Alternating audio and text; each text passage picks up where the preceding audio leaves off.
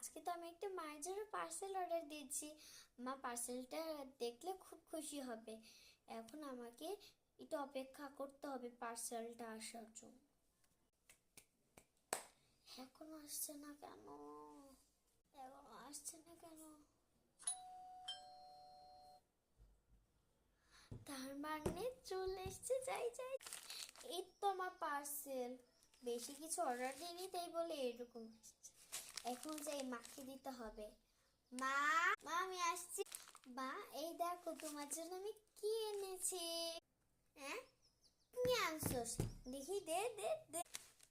এটা কি? মা, এটা তোমার জন্য একটা গিফট। তুমি এটা খুলে দেখো, তোমার খুব ভালো লাগবে। এই দেখি তো, খারাপ জিনিস হলে কিন্তু খবর আছে, বলে দিলাম। হ্যাঁ, এগুলো কি? এটা তোমার